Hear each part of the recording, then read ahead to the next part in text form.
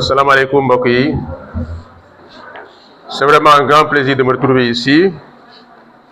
Monsieur le représentant de Madame le sous-préfet, Madame la représentante du maire, Monsieur le censeur du lycée, Monsieur le représentant du centre de formation, chers enseignants, chers parents, chers amis, chers élèves, c'est avec beaucoup de joie et d'humilité que je m'adresse à vous ce matin en tant que parrain de cette cérémonie qui célèbre la performance scolaire. Cette célébration va bien au-delà des notes. Elle est un hommage à une valeur essentielle, le savoir. Le savoir est une lumière. Il éclaire les esprits, il élève les consciences et surtout, il transforme les individus, les sociétés et le monde. C'est par le savoir que des peuples se libèrent de l'ignorance, que des pays se développent, que des générations créent l'innovation, la paix, le progrès. Chaque livre lu, chaque leçon apprise, chaque idée comprise construit un futur différent. Chers élèves, sachez-le, votre apprentissage ne vous appartient pas seul. Il est une responsabilité, car demain, vous serez enseignants, ingénieurs, médecins, leaders, créateurs, bâtisseurs de notre avenir commun. Ce que vous apprenez aujourd'hui, vous le mettrez au service des autres demain. Voilà pourquoi la quête du savoir doit être constante, patiente et passionnée. Ne vous contentez pas de ce qui est exigé. Cherchez, explorez, posez des questions, allez plus loin. Le savoir, lorsqu'il est utilisé, est une force qui peut changer une vie, une communauté, un pays, le monde. Le savoir transforme l'individu et l'individu transforme le monde. C'est pourquoi la quête du savoir doit devenir un mode de vie. Ne le voyez pas comme une obligation scolaire, mais comme une aventure noble. Pour réussir cette quête, il faut aussi croire en soi. La confiance est en vous essentiellement. Ne laissez jamais personne vous faire croire que vous n'êtes pas capable. Votre origine ne définit pas votre avenir. Ce sont vos efforts, vos choix, votre discipline et votre foi en vous-même qui feront toute la différence. Ayez de l'ambition. L'ambition saine, bien sûr. Osez rêver du meilleur. Rien n'est a priori impossible. Le monde de demain a besoin de jeunes courageux, travailleurs, porteurs d'espoir. Votre continent, l'Afrique, votre pays, le Sénégal, votre village Ficelle, vos familles respectives aussi en ont besoin. Chers apprenants, chaque activité humaine nécessite organisation et méthode pour performer. La volonté à elle seule ne suffit pas. Vous me permettrez alors, en ce moment précis, de vous rappeler quelques conseils pratiques pour votre parcours. Fixez-vous des objectifs. Un objectif précis est une source de motivation puissante. Organisez votre temps. Faites un emploi du temps équilibré qui inclut études et repos. Cela impulse la régularité et la discipline qui sont les clés d'une réussite durable. Apprenez activement. Pour ce faire, résumez vos cours, interrogez-vous, expliquez, échangez avec les autres. C'est ainsi que le savoir s'éclaircit et s'ancre. Assainissez votre environnement d'apprentissage en fréquentant ceux qui vous tirent vers le haut et qui vous motivent à mieux faire. Restez constant en faisant focus sur vos objectifs. Ce n'est pas le génie qui fait la différence, mais la discipline et la persévérance. Même quand c'est difficile, continuez à avancer. Je veux aussi dire un mot à ceux qui représentent, à ceux qui reçoivent le prix, à ceux qui n'ont pas reçu le prix aujourd'hui. Ce n'est pas un échec. Nelson Mandela disait, je ne perds jamais. Je gagne ou j'apprends. Ce qui compte, c'est de ne jamais abandonner. Chaque fois, chaque pas, chaque effort vous rapproche de vos objectifs. Avant de finir, je tiens à remercier les enseignants, les parents et toute l'équipe éducative pour leur rôle indispensable. Grâce à vous, ces graines de talent trouvent un sol fertile pour grandir. Je tiens à saluer l'initiative et l'engagement des organisateurs. Je veux nommer les membres de l'association Jeunesse Consciente pour le développement des ficelles. Des citoyens en de population. Voilà ce que je voulais dire en quelques mots.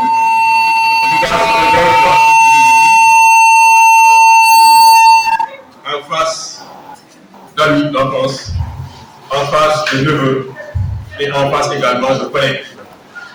Tellement cette journée me semble importante, il faut magnifier, non pas parce qu'on l'a parrainé à un tel, mais à cause de l'importance que nous faisons. Et c'est ça le plus important. Je pense que ceux qui m'ont devancé ont passé au crible le thème qui a été avancé. C'est vrai que vous n'avez pas reçu le thème avant, donc vous n'avez pas parlé de suicide avancé.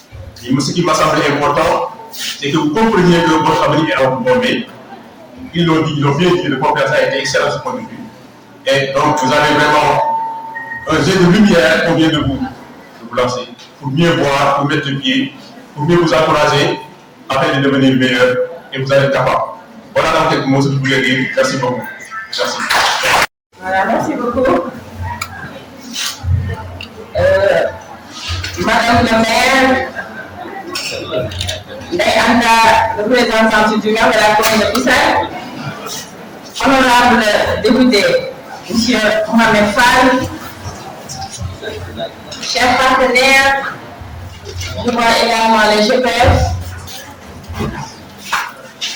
mesdames et messieurs, chers frères et sœurs de Fissel, c'est avec un immense honneur, une profonde gratitude et une fierté sincère que je prends la parole aujourd'hui pour prononcer ces quelques mots à l'occasion de la journée d'excellence organisée par l'association des jeunes conscientes pour le développement de Fissel. Placée sur le thème excellence et responsabilité, la jeunesse face aux défis du développement local. Cette journée est bien plus qu'un simple événement. Elle est un hommage au mérite, une célébration de l'effort, mais surtout un appel à la conscience et à l'engagement de la jeunesse dans la construction de notre avenir commun. Car oui, Fissel comme ailleurs, le développement ne viendra ni du hasard ni de l'extérieur. Il viendra de nous. Il viendra de jeunes filles et garçons responsables, formés, conscients de leur rôle et engagés avec foi et rigueur. L'excellence, ce n'est pas seulement obtenir de bonnes notes, c'est une manière d'être. C'est viser le meilleur dans tout ce que l'on entreprend, que ce soit à l'école, dans la formation professionnelle, dans le travail ou dans la vie sociale. Nous voulons aujourd'hui récompenser à travers l'association cette excellence, mais aussi la propager, l'encourager et la rendre contagieuse. Que chaque jeune de Fissel comprenne que l'excellence est accessible. Si l'on y met la volonté, la discipline et l'ambition positive. Mais l'excellence seule ne suffit pas. Elle doit être portée par un sens aigu de la responsabilité. Responsabilité vis-à-vis de nous-mêmes, de nos familles, de notre communauté, en y associant toutes les couches. Être avec conscience, refuser la facilité, faire des choix difficiles mais justes, défendre l'intérêt collectif, même au prix d'un sacrifice personnel.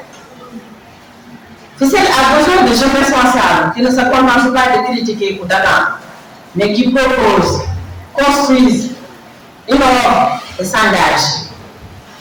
Le développement local, ce ne sont pas que des projets d'infrastructure ou des discours politiques, mais aussi, c'est aussi le niveau d'éducation dans nos écoles, la qualité de nos débats publics, la solidarité dans nos quartiers, l'initiative dans nos villages. Et cela, je pense que l'association l'a bien compris. Les défis sont nombreux: chômage, immigration, déscolarisation, désintérêt civique, mais nous y croyons que la jeunesse de FICEL a le pouvoir et le devoir de faire face avec courage et imagination. Chers jeunes, le moment est venu de se lever, non pour demander, mais pour proposer et agir. Le moment est venu de transformer nos rêves en projets, nos projets en actions et nos actions en résultats durables pour le développement de FICEL. À vous qui serez primés aujourd'hui, soyez des modèles, mais aussi des moteurs pour les autres. À vous tous ici présents, que cette journée ne soit pas une fin, mais le début d'un engagement plus fort, plus conscient, plus collectif. Mesdames et messieurs, honorables, que cette journée d'excellence soit un tournant pour notre jeunesse. Que ce terme, excellence et responsabilité, soit plus qu'un slogan qui devienne notre boussole commune. Vive la jeunesse de FICEL, vive l'engagement citoyen, vive le développement local, porté par l'association et les jeunes. Je vous remercie de votre association. Nga xam ne moom moo am initiative bi ndax wax naa leen ko keroog sama bureau bu xool FICEL ne serait-ce que point de vue géographique am nga xam ne bu ñëpp booloo nekk benn association bi nekk ci kanam groupement yi ñoo jàppale leen ak toutes les bonnes volontés ndax nag yàlla jàppale nañu on a de beaucoup de cadres qui sont natifs de FICEL nekk Dakar nekk un peu partout war ñoo mën a jàppale ci projet yi donc defe naa bu ñëpp jàppee rek FICEL dina dem ci kaw dina dem ci kanam ndax boo xoolee FICEL fu mu nekk nii soriwul Dakar soriwul Mbour donc je ne comprends pas mu am beaucoup de manquements et il faut le dire il y a beaucoup de manquements. On a un gros travail que nous avons et beaucoup de défis à relever. En tout cas, nous, en tant qu'État, nous sommes là. Notre mission première, c'est l'accompagnement, c'est le développement. On est là pour vous accompagner. Pour nous, nous dinañ la jàppale ku ñu gisul te war a defar aussi dinañ la jàppale waaye ñi ko woon ñëpp ñu ñëw ñu sumbaloo ci liggéey bi. di remercier bu baax honorable député Mohamed Fall parce que ñi ñëpp xam nañ ne amuñu jot mais fii la juddoo fii la dëkk donc am na engagement ñu ngi koy saluer bu baax a baax gis naa teraanga yu fi indi en tant que parrain ak képp koo xam ne jàpp na ci maa ngi lay remercier bu baax merci beaucoup. Je me présente sous le nom de Mamadou Mbaye. Je suis conseiller agricole à l'ANCAR dans la commune de FICEL. J'ai été mandaté par un ami, un collègue, Abou Samad Ba, qui devait être aussi présent pour vous parler un peu de l'agriculture dans la commune de FICEL, avec comme thème investir dans l'agriculture pour faire nourrir et grandir la commune. Mais qui a été retenu pour des contraintes professionnelles. Il m'a envoyé pour essayer d'échanger avec vous sur quelques thèmes. Je ne serai pas assez long, vu que nous avons une contrainte de temps. Mais comme j'ai à le dire, je vais débuter par ce moment-là. Nous avons un combat. Et nous avons le potentiel est là. Donc pourquoi on va investir dans l'agriculture? La commune de FICEL, c'est 330 km². Madame le sous-préfet de la Canton dit nous sommes à 17 km de la zone nationale. Nous sommes à cheval entre deux régions, la région de Fatick et la région de Diourbel. Nous avons le marché hebdomadaire de Bakel. Mais l'agriculture peine à développer et pourtant on sait historiquement que FICEL était le grenier qui nourrissait peut-être même toutes les rois autour de par la production d'arachide, de mil, de niébé, de pastèque. Et par très très longtemps, il y a le maraîchage que nous avons commencé à avoir. Et FICEL a été versé dans la zone des Niayes au niveau de l'ANCAR. Parce qu'on sait que nous sommes au niveau du centre bâché arachidier, mais dans la zone des Niayes, on s'est dit que Fissel bénéficie des mêmes conditions pédoclimatiques que la zone des Niayes qui est de Dakar à Saint-Louis. C'est pour ça que tout le département de Mbour a été versé dans la zone des Niayes à l'Ankar. Parce que nous pouvons produire ce que les gens de Nioro, ce que les gens de Moro, ce que les gens de Kayar, ce que les gens de Djender peuvent produire, les agriculteurs de Fissel peuvent le produire. Par exemple, la pomme de terre. Nous faisons partie de ces rares communes à travers Kayar, Noto, peut-être Léon et autres qui produisent la pomme de terre. Fissel fait partie de ces rares communes qui produisent de la pomme de terre en quantité. Donc pourquoi nous ne devons pas investir dans l'agriculture? Et mais pourquoi nous devons investir dans l'agriculture même? C'est ça la question. Déjà, c'est la sécurité alimentaire. On sait que si l'agriculture marche, il y aura une sécurité alimentaire constante. Le marché sera bien fourni, le panier ménager sera moins lourd et les femmes vont s'y voir plus. Aussi, il y aura la création d'emplois, direct et indirect. Ces jeunes ici présents, Fissel, c'est plus de 40 000 personnes en termes de population. Et les 52% ont moins de 19 ans. Tantôt, M. Diolo du centre professionnel parlait de cela. Il y a des formations qu'on doit faire. Il y a la jeunesse qu'on doit former. Il y a la jeunesse qu'on doit capaciter. Et toute cette jeunesse-là doit entrer dans des activités de production agricole. Et comme cela, il y aura plus de travail et ces jeunes ne seront plus là à élever Dakar, où il y a plus d'exode, ou même tenter à penser à l'immigration clandestine. Aussi, c'est un levier de traction d'investissement. Tantôt, Madame le Préfet parlait de ces cases de Fissel qui sont hors. L'exemple de notre cher honorable député.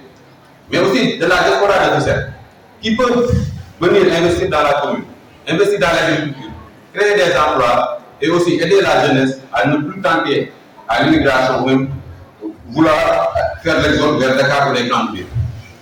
Et pour cela, il faut une modernisation de ces systèmes. Parce que la majeure partie de ces jeunes, depuis leur naissance, voient leurs parents produire de la même manière, avec des techniques archaïques, des machines. Peut-être qu'on ne voit plus pour Sénégal, mais qui n'existent plus dans les autres pays. Et pour cela, nous devons moderniser les techniques agricoles à travers le machinisme. Et cela va même tenter les jeunes à vouloir plus entrer dans l'agriculture, pour ne pas dire que c'est un travail pénible. Encore aussi, il y a les infrastructures de stockage, de transformation. Monsieur l'honorable député, permettez-moi de vous dire qu'il n'existe pas du tout d'infrastructures de stockage et de transformation. Nos dames aussi, la maman Yaya qui gère les GPR de Fissel, est toujours en train de faire des activités pour qu'on puisse avoir une unité de transformation des produits locaux, des céréales, ou même des activités de maraîchage. Mais à Fissel, il n'y a pas de structure de transformation. Et vous savez bien que ces industries peuvent créer des emplois pour les femmes. Ces industries vont créer des revenus. Et même ces industries vont faire de la matière ajoutée. Mais il n'y en a pas à Fissel. Madame le Préfet parlait de cela tantôt. Il y a beaucoup à faire à Fissel. Et pour cela, nous, jeunesse de Fissel, nous tendons la main. Nous vous demandons de nous appuyer à travers les programmes de l'État. Déjà, il y a les programmes de coopération communautaire, les coopératives agricoles solidaires. Que l'État est en train de voir l'horizon 2029-2030 ou même 2050. Vous, jeunesse, vous devez vous regrouper. Déjà, il y a l'association qui est à présent. Pourquoi ne pas formaliser, voir comment être en coopérative, voir rechercher des financements, aller dans les structures, la DER, l'ANPEJ, aller dans les projets de l'État qui financent, mais aussi essayer d'être tout près de ces autorités étatiques. Par exemple, avec l'État, il y a des fermes communautaires de 20 hectares que nous proposons, qu'ils proposent même, qui vont employer beaucoup de personnes, créer beaucoup d'emplois. Et c'est à cette jeunesse de faire cela. Mais pour cela, il faut que cette municipalité les accompagne à obtenir les terres, là où implanter les parcelles de production.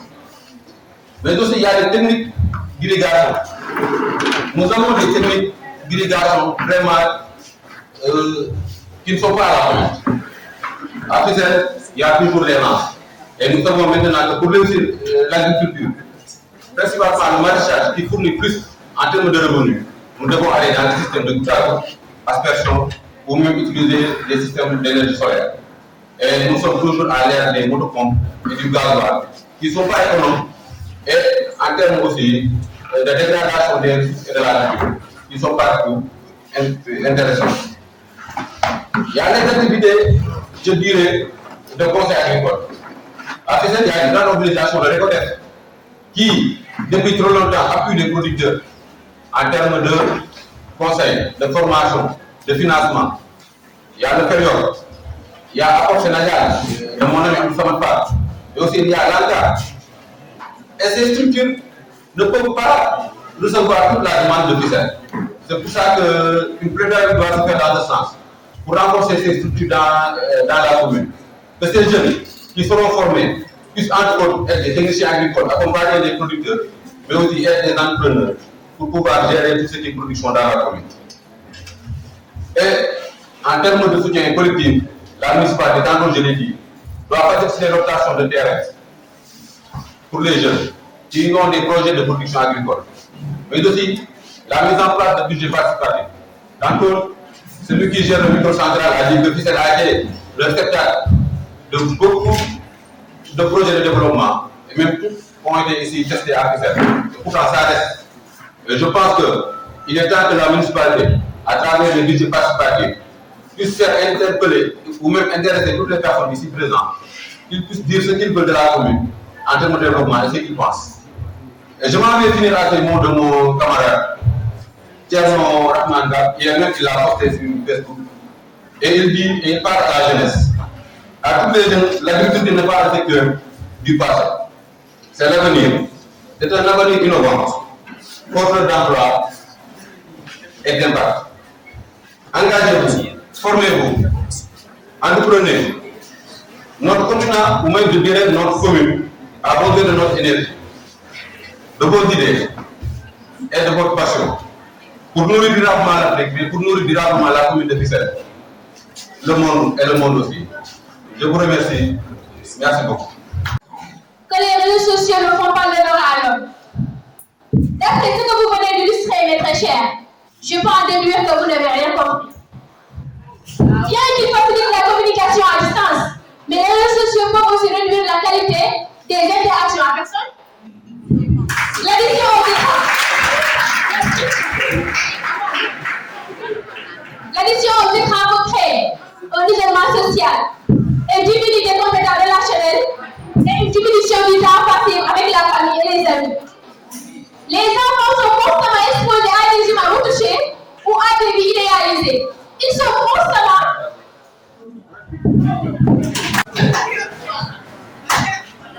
dans le silence des premières rencontres. Les noms, c'est une clé qui ouvre les cœurs. Ainsi,